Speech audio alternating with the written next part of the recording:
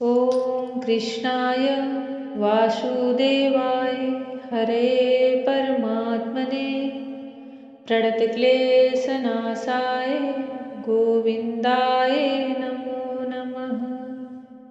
जय श्री कृष्णा। मेरी soul family आध्यात्म आपके अपने चैनल पर मैं नंदा आप सबका बहुत बहुत स्वागत करती हूँ। श्रीमद् भागवत महापुराण का अष्टम स्कंद चल रहा है और समुद्र मंथन का प्रसंग चल रहा है। समुद्र मंथन में देवताओं को अमृत मिला और असुरों के हाथ कुछ नहीं लगा। इस पर क्रुद्ध होकर के उन लोगों ने युद्ध की चढ़ाई कर दी। अब देवता और दैत्यों में घमासान, जिसे देवासुर संग्राम भी कहते हैं, युद्ध हो रहा है।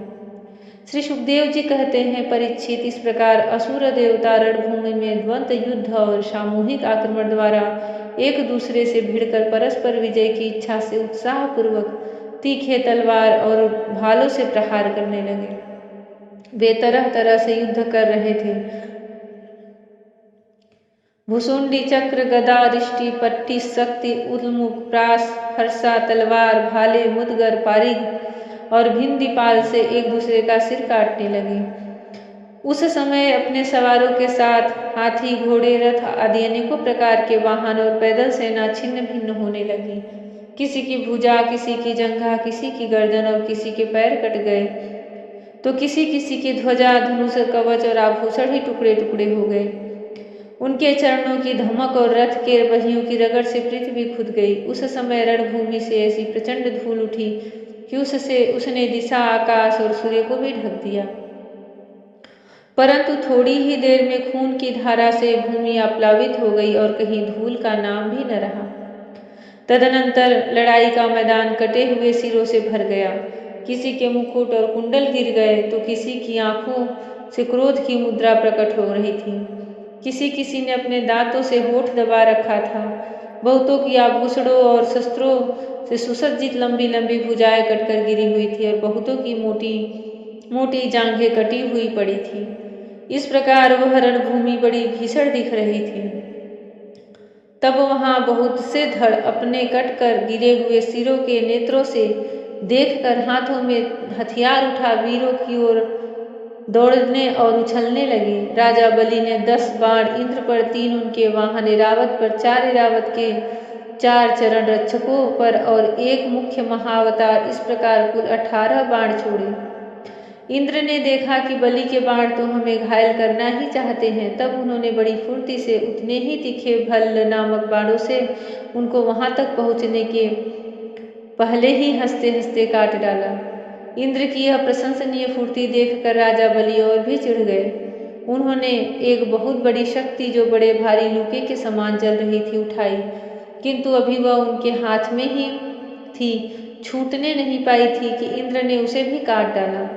इसके बाद बलि ने एक के पीछे एक क्रमशः शूल, प्रास, तोमर और शक्ति उठाई, परंतु वे जो शस्त्र हाथ में उठाते इंद्र उन्हें टुकड़े टुकड़े कर डालते।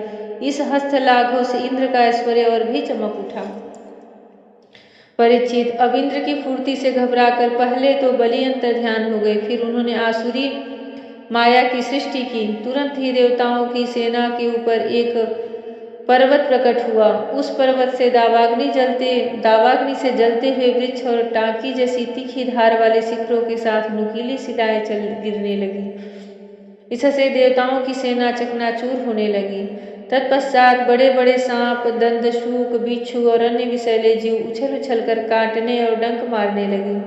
सिंह, बाघ और सुअर देवसेना के बड़े बड़े हाथियों को फाड़ने लगे। परीक्षित, हाथ में शूल लिए मारो काटो इस प्रकार चिल्लाती हुई सैकड़ों नंग धड़ंग राक्षसियां और राक्षस भी वहां प्रकट हो गए। कुछ ही क्षण बाद आकाश में बादलों की घनघोर घटाएं मंडराने लगी। उनके आपस में टकराने से बड़ी गहरी और कठोर गर्जना होने लगी। बिजलियां चमकने लगी और आंधी के झकझोरने से बादल अंगारों की वर्षा करने लगी। दैत्यराज बलि ने प्रलय की अग्नि के समान बड़ी भयानक आग की सृष्टि की। वह बात में वायु की सहायता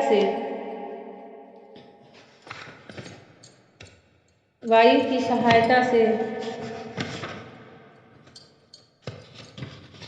दैत्य देवसेना को जलाने लगी। थोड़ी ही देर में ऐसा जान पड़ा कि प्रबल आंधी के थपेड़ों में समुद्र में बड़ी बड़ी लहरें और भयानक भंवर उठ रहे हैं और वह अपनी मर्यादा छोड़कर चारों ओर से देवसेना को घेरता हुआ उमड़ा आ रहा है। इस प्रकार जब उन भयानक असुरों ने बहुत बड़ी माया की सृष्टि की और स्वयं अपनी माया के प्रभाव से छिप रहे न दिखने के कारण उन पर प्रहार भी नहीं किया जा सकता था, तब देवताओं के सैनिक बहुत दुखी हो गए। परीक्षित, इंद्र आदि देवताओं ने उनकी माया का प्रतिकार करने के लिए बहुत कुछ सोचा विचारा, परंतु उन्हें कुछ न सूझा। तब उन्होंने विश्व के जीवनदाता भगवान का ध्यान किया और ध्यान करते ही वह वहीं प्रकट हो गए। बड़ी ही सुंदर झांकी थी। गरुड़ के कंधे पर उनके चरण कमल विराजमान थे। नवीन कमल के समान बड़े ही कोमल नेत्र थे। पीताम्बर धारण किए हुए थे। 8 भुजाओं में 8 आयुध, गले में कौस्तुभ मणि, मस्तक पर अमूल्य मुकुट एवं कानों में कुंडल झलमला रहे थे। देवताओं ने अपने नेत्रों से भगवान की छवि का दर्शन किया। परम पुरुष परमात्मा के प्रकट होते ही उनके प्रभाव से असुरों की वह कपट भरी माया विलीन हो गई।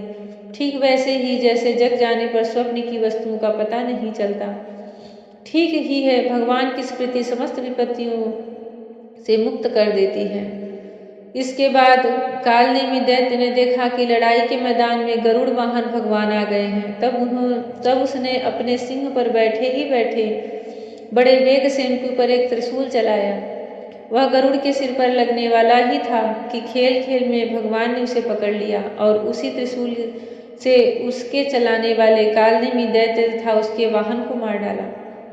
माली और सुमाली 2 दैत्य बड़े बलवान थे। भगवान ने युद्ध में अपने चक्र से उनके सिर भी काट डाले और वे निर्जीव होकर गिर पड़े।